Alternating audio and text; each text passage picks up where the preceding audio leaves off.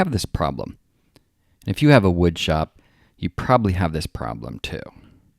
There's all these little tiny possibilities laying around in my shop, just waiting for me to discover what they're going to become.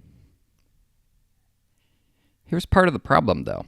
I can't always find them or even know what I have in order to create the next great thing. So I need to solve this problem. This is actually an easy problem to solve, and I've come up with a solution that has the components that you would expect, but also has a nice little bonus, a surprise, if you will. My solution isn't revolutionary, and if you Google wood storage carts, you'll find many examples that you can get ideas for a storage solution. But I wanted something a little different because what I found is I always have these tiny little scraps and they get collected at my miter saw, and I need somewhere to put these. Right now I'm cutting the pieces that will become the base frame. These are just 2x4s that I had left over from projects in my shop or in the house. My goal is to build this cart without spending any money and use what's available in the shop. So here I'm starting to put together the frame, and you can see it's really basic. It's 5 foot long by 30 inches wide, and it'll have a piece of plywood on top of it, and it'll be supported by 4 casters. I didn't want to go any wider than 30 inches. I felt like if I went wider, that's just going to take up space that I didn't want to sacrifice. 3 foot might have been okay, but 30 inches seemed right for what I was trying to accomplish.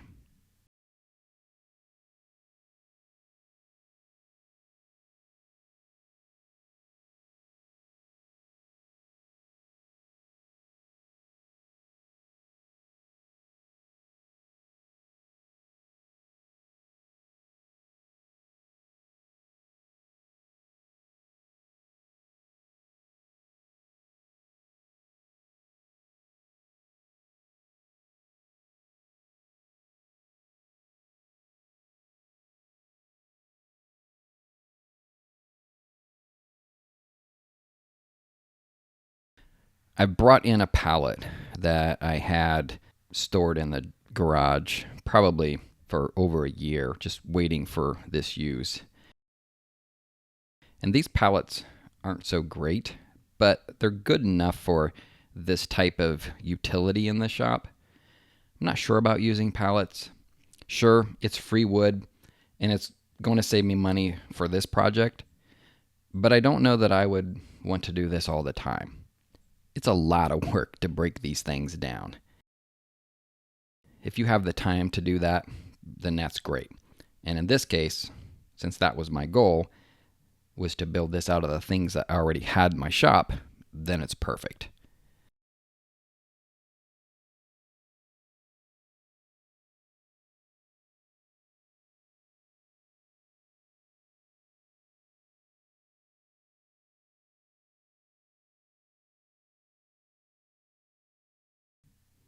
All right, just cutting down the final dimensions on the plywood and finishing up pulling off these last few things. That was fun. These are just little plywood squares that have 17,000 nails in them. So it took a little bit of effort. Okay, I did say that I wanted to build this without spending any money. This is one area that I had to spend money. I did not have any casters just laying around that I could use. I really like these 4-inch casters, and they hold up to 600 pounds per caster. So probably a little overdone, but they are smooth. Makes it really easy to move things around. Notice I put a little extra support in there on the frame where the casters are located.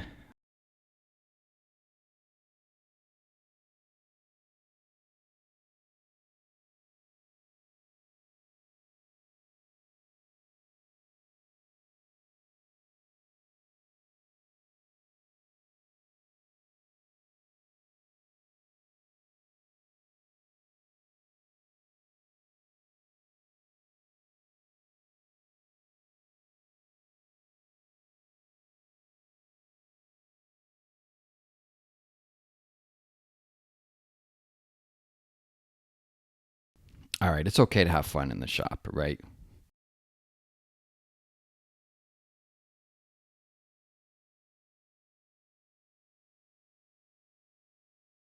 Here I'm cutting the pieces that will be the main support for the plywood on one side and then the cutoffs on the other side.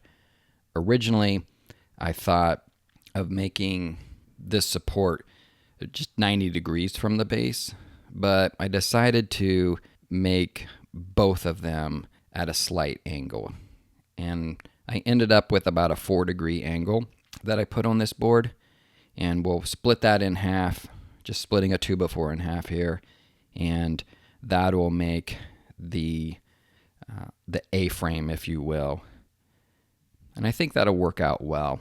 Should be enough of an angle that the plywood will be able to lean up against it, as well as the cutoffs on the other side.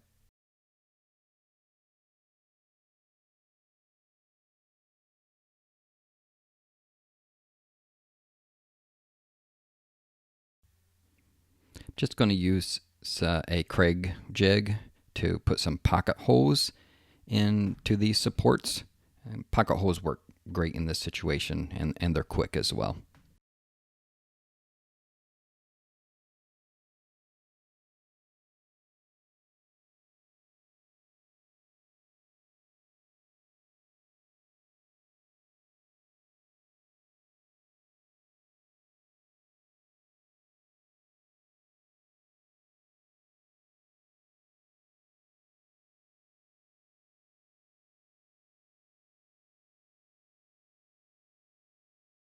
Didn't realize my hole was that far off on this support.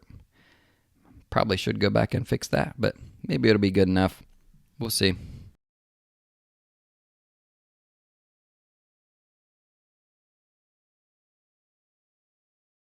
Here I'm breaking down some more plywood.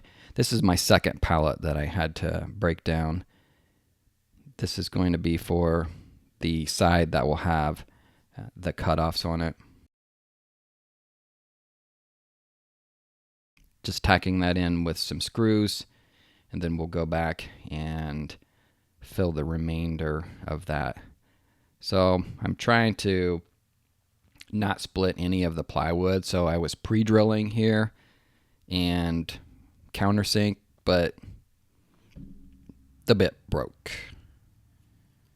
Trying to show you that there, but didn't adjust the camera right. But anyway, I've been trying to find a good countersink and just haven't had any luck. So if you have one that you think is really great, drop that into the comments below.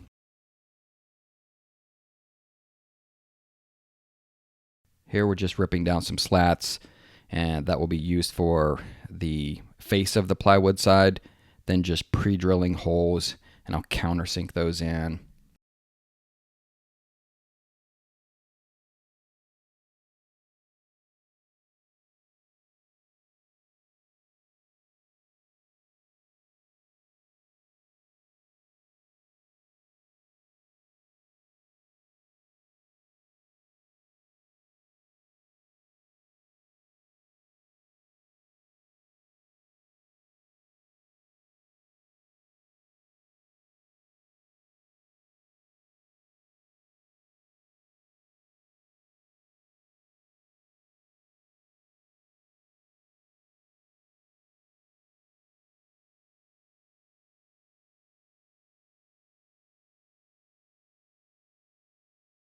All right, so here's where I'm at.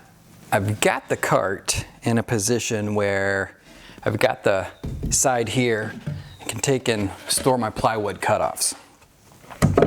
So this is going to work just fine, and this will hold maybe up to 6-7 sheets of plywood along this way, or just standing up scraps. And I also can store some cutoffs in between here if I really want to, but I'm really not counting on that. So, but it is a little extra storage, so that'll be helpful. The big thing is on the back side, trying to figure out how I want to work with this. So right now it is cut off with a sheet of plywood. And the way that I want to work with this is have a little bit of flexibility. So what I'm thinking is on this top part, have a couple components here that I can pull off. Because for one, some of the offcuts probably should really go in the trash. They might be pieces of MDF, something that has a lot of glue and thing in them that you really shouldn't burn. So might have a small one for that, maybe 15, 16 inches and maybe 12 inches or so. And I can pull that off, take it over to the trash bin and dump it in. But also, we like to have bonfires. So I might create another bin on this side or some here in the middle so that I can pull that off, take that out to the fire pit and use that as kindling to get it started before we throw logs on the fire. And then the rest have some bins for some short cutoffs here and maybe longer cutoffs here, and probably build those out of either some plywood casings or some kind of strips to create little cubbies or bins to hold those. So that's what I'm thinking. And then on the top, just might connect those with a simple French cleat. So have something running across here where it'll be easy to take those on and off. So let's get started on that. Here I'm just cutting those French cleats that I'll be using for the bins. And here I'm ripping down some of the plywood that will be used for the boxes. That stuff was pretty gnarly. It got beat up on the ends of the pallet, but still useful enough for what I'm doing.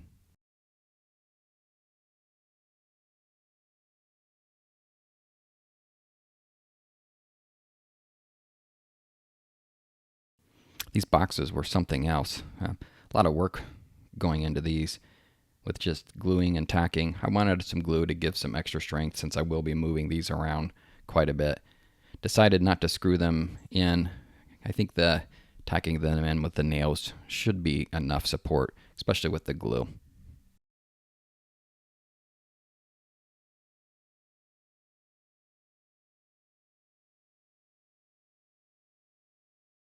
Since I'll be removing these boxes from the cart, thought it would be handy to have some handles.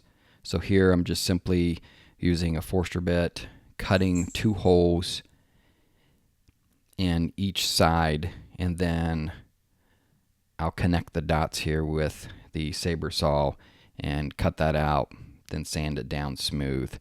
So it'd be nice to move that around.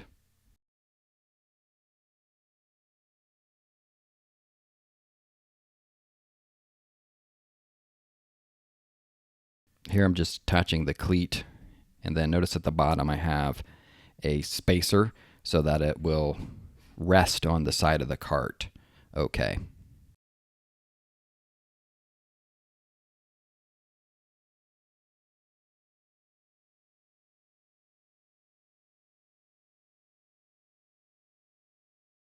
Okay, so there you go. That's how easy it's going to be to take one of those boxes, hang it on there, and then take it out and remove it, or bring the box to my bench, my workbench, so I can pull out any small parts depending on the project I'm working on.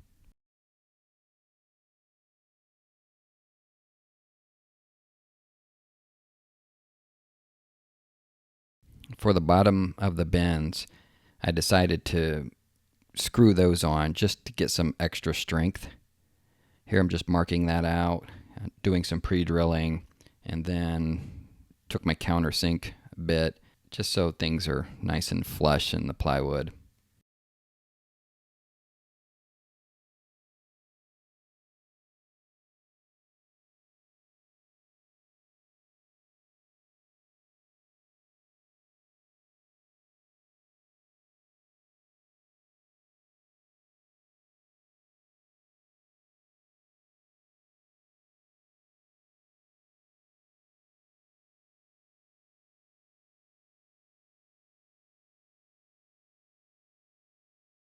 Here I'm cutting the sides of the bins.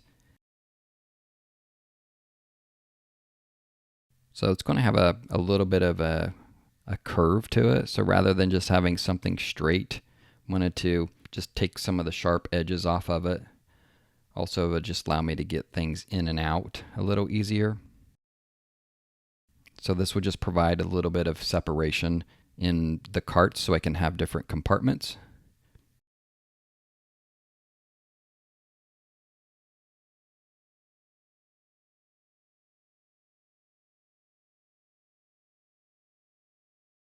We'll just put those on with pocket holes because it's quick and gets the job done.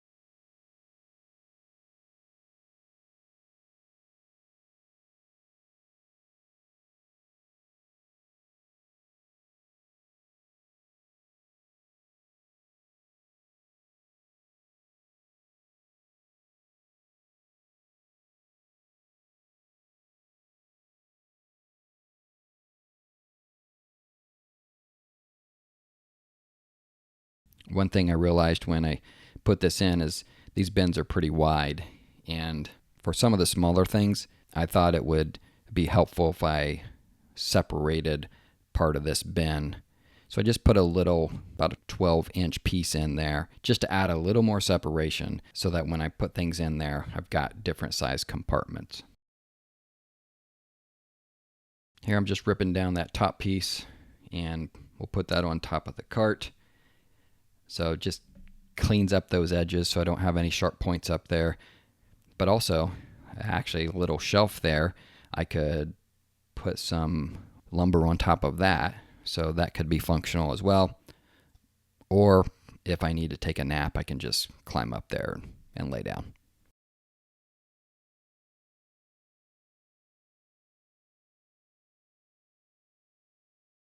All right, here's the fun part begins, where I actually am starting to load up the cart with all of these little scrap pieces. Remember when I said earlier that I didn't think that that middle part of the A support frames would be good? Well, you just saw me put something in there, so I ended up finding great use for that space. So not only did I put some longer pieces in there, but I actually had some additional cutoffs for plywood that fit really nice in there as well, in addition to the bigger pieces that I put on there.